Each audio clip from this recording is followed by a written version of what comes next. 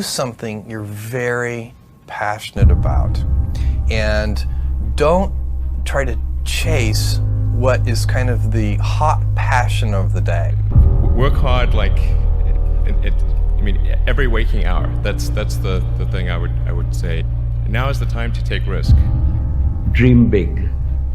Align your passion and purpose in life with a goal. If you focus on the goal, you will overcome all obstacles. If you focus on obstacles, you will never reach your goal.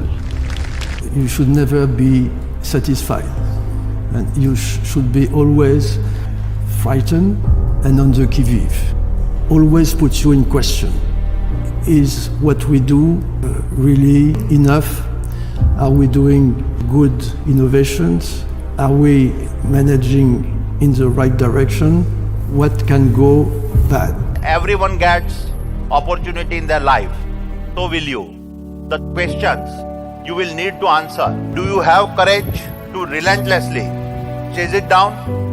I have a story about following dreams. Or maybe, more accurately, it's a story about finding a path to make those dreams real. Well, by far the best investment you can make is in yourself. But it's just hugely important. And if you invest in yourself, nobody can take it away from you. I mean, that people should do what they believe is the right thing to do. However, usually that's also the most difficult thing to do. And it's the riskiest thing to do. But if they believe in something, they should pursue it. After much consideration, I took the less safe path to follow my passion, and I'm proud of that choice.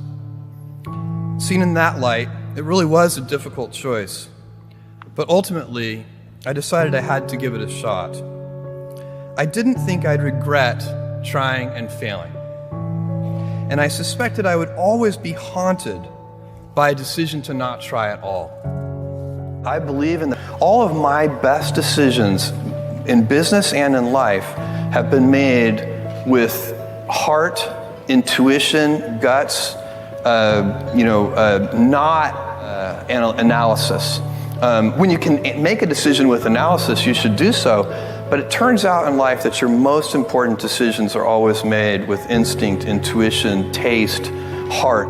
I cannot invent and pioneer if you cannot accept failure. To invent, you need to experiment. And if you know in advance that it's going to work, it is not an experiment.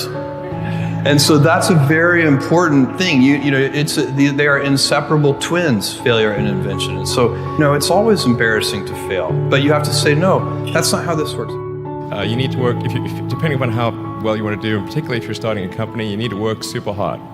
So what does super hard mean?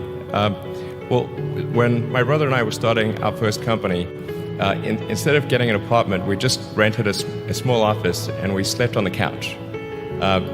And we showered at the YMCA, and we're so hot up we had just one computer. So the website was up during the day, and I was coding at night, 7 days a week, all the time. And I mean, if you do simple math, you say like, okay, if somebody else is working 50 hours and you're working 100, you'll get twice as much done in the course of a year as the other company. The final thing I would encourage you to do is don't just follow the trend. Now is the time to take risk. You don't have, you don't have kids. As you get older, your obligations increase. So and once you have a family, you start taking risk not just for yourself, but for your family as well. It gets much harder to do things that might not work out. So now is the time to do that before you have those obligations. So I would encourage you to take risks now. Do something bold. You won't regret it. I was 16 years of age when I left studies. I was a good student, but because of my family circumstances, I had to drop out of school. I left home having learned 2 core values from my father. First, commitment to the promises you make to yourself, and commitment to the promises you make to others. Both of these have to be in absolutely harmony. Second, avoid over-analysis of situations and have the courage to make quick decisions based on your natural instincts. An essential part of my learning throughout is that everyone gets opportunity in their life. So will you. The two questions you will need to answer. Can you connect the dots early enough to recognize the opportunity coming at you? And then, do you have courage to relentlessly chase it down? All that we had was raw enthusiasm. All that we had was a belief in ourselves. The rest is the history. First of all, I think in a business which is successful, as is this business, I always say to my team, you should be thinking that the worst is coming. And you should be you should never be satisfied. In a way, the state of mind is to be positive, paranoid. And always in a situation, think of what can go wrong. So on one hand, we try to be thinking of the worst, but on the other hand, we are optimistic. I try to be optimistic long term, but pessimistic short term. And that's a good state of mind, I think. I had learned to program in college. I didn't love programming, but it was fun and I was good at it. At this point in my life, I thought I was making real progress on my journey of self-discovery. I had found a cause. I was pretty happy with my life. My wife was not. What she saw was a college dropout who spent too much time in the mountains doing foolish things. She wanted me to work full-time as a computer programmer or go back to college and finish my degree. We compromised. Sort of. I took several classes, but the only one I can remember was a sailing class taught at Berkeley Marina. Once again, I fell in love and began a lifelong affair with the limitless, omnipotent Pacific Ocean. When my class was over, I wanted to buy a sailboat. My wife said this was the single stupidest idea she had ever heard in her entire life. She accused me of being irresponsible, and she told me I lacked ambition. She kicked me out, and then she divorced me. This was a pivotal moment in my life. My family was still mad at me for not going to medical school, and now my wife was divorcing me because I lacked ambition. It looked like a reoccurrence of the same old problem. Once again, I was unable to live up to the expectations of others. But this time, I was not disappointed in myself for failing to be the person they thought I should be. I had discovered things that I loved. Their dreams and my dreams were different. I would never confuse the two of them again. Is that people should do what they believe is the right thing to do. However, usually that's also the most difficult thing to do. And it's the riskiest thing to do. But if they believe in something, they should pursue it. Nobody has ever achieved anything big in business or in any walk of life without courage. Of course, whenever you do anything big, you do feel a little scared. But you've got to conquer fear to discover the hidden hero within you. With courage, with self-belief, and the can-do spirit, you overcome any adversity. I want to realize that achieving your potential is the quest of the ordinary.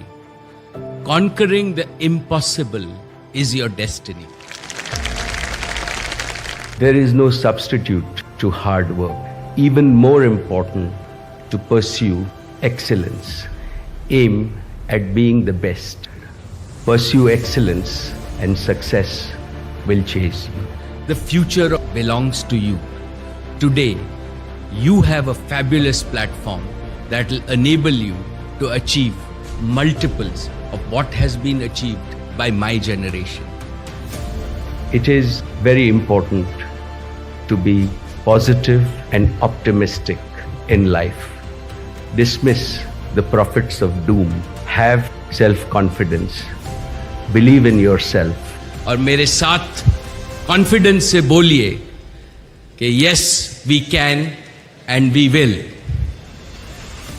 I got the idea to start Amazon 16 years ago. I was working at a financial firm in New York City with a bunch of very smart people, and I had a brilliant boss I much admired. I went to my boss and told him I was going to start a company selling books on the internet.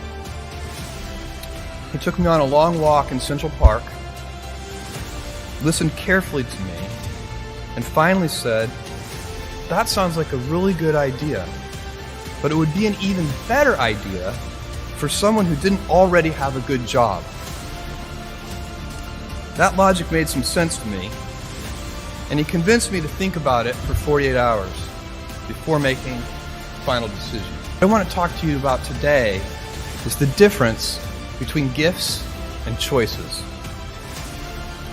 Gifts are easy. They're given after all. Choices can be hard. You can seduce yourself with your gifts if you're not careful, and if you do, it'll probably be to the detriment of your choices.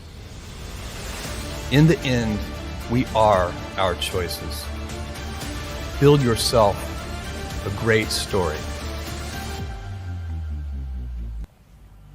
Tomorrow, in a very real sense, your life, the life you author from scratch on your own, begins. How will you use your gifts? What choices will you make? Will inertia be your guide, or will you follow your passions? Will you follow dogma, or will you be original? Will you choose a life of ease, or a life of service and adventure? Will you wilt under criticism, or will you follow your convictions? Will you bluff it out when you're wrong, or will you apologize? Will you guard your heart against rejection, or will you act when you fall in love? Will you play it safe, or will you be a little bit swashbuckling? When it's tough, will you give up, or will you be relentless? You know, we all have adversity in our lives. I doubt if you really, if you know somebody, any friend or anybody that you talk to, there's no lack of adversity. And by the way, that's good, because it's what teaches us how to get back up. You fall down, you get back up. It always happens. Sometimes it's important to wake up and stop dreaming. You know what it's like to wake up in the middle of the night with a vivid dream? And you know how if you don't have a pencil and pad by the bed, it will be completely gone by the next morning. I had one of those dreams when I was 23. When I suddenly woke up, I was thinking, what if we could download the whole web and just keep the links? And I grabbed a pen and started writing. And we made a really great search engine, and Google was born. When a really great dream shows up, grab it. But when I started, it was not my intention to build a big company. One crazy idea gave birth to a giant company. I call it a crazy idea because at the time, everyone told me it was a crazy idea. The idea was to build the world's first relational database. The collective wisdom of computer experts was that while relational databases could be built, they would never be fast enough to be useful. I thought all those so-called computer experts were wrong. And when you start telling people that all the experts are wrong, at first they call you arrogant, and then they say you're crazy. So remember this, graduates. When people start telling you that you're crazy, you just might be onto the most important innovation in your life. This is one of those times when the experts were wrong. Arrogance and insanity turned out to be innovation in disguise. The Oracle database proved to be a defining technology at the dawn of the information age. Technology, and especially the internet, can really help you be lazy. Lazy? What I mean is a group of 3 people can write software that then millions can use and enjoy. Can 3 people answer the phone 1 million times? Find the leverage in the world so you can be truly lazy. I know it seems like the world is crumbling out there. It's actually a great time in your life to get a little crazy, follow your curiosity, and be ambitious about it. Don't give up on your dream. The world needs you all. Each of you has a chance to discover who you are rather than who you should be. A chance to live your dreams, not the dreams of others. It is said in the Gita, it is better to live your own destiny imperfectly than to live an imitation of somebody else's life with perfection. Purpose is identified as something that you see as your destiny 10, 20 or 30 years from now.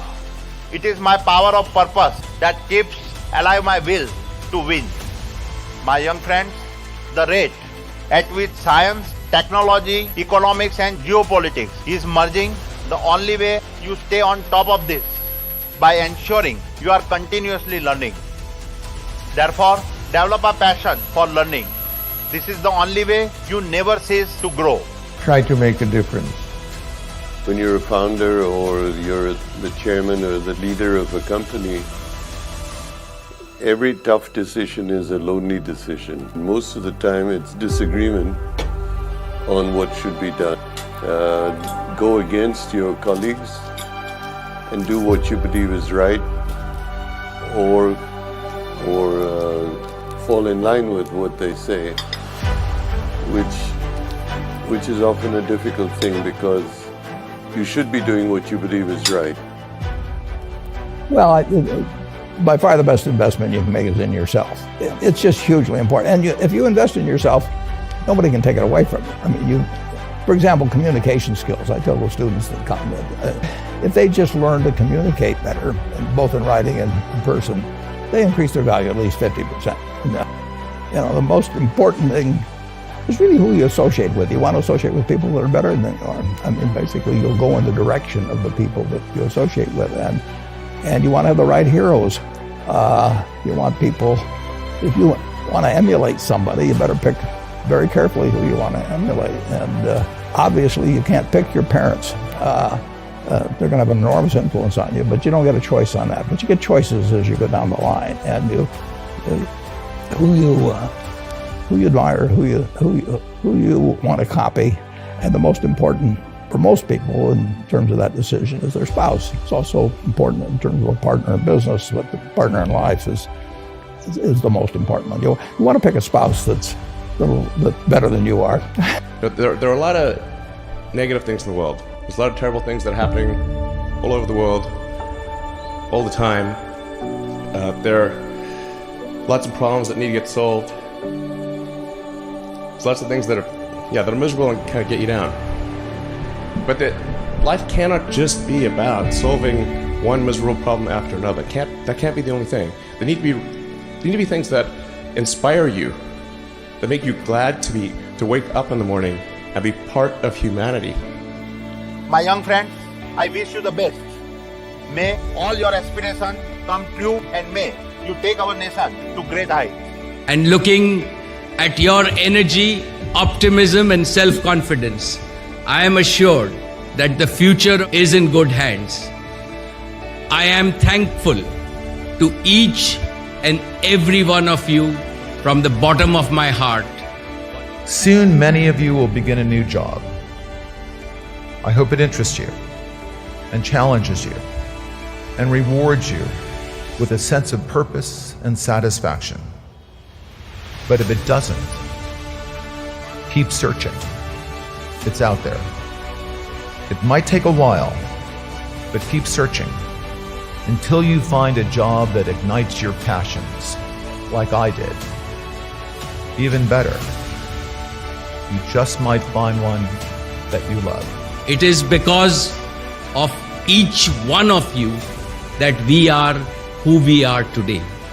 I wish and I pray, may good luck and fortune shine on each and every one of you, and may every day be even more fulfilling and rewarding for all of us. All the very best, good luck, God bless, and thank you very much for everything.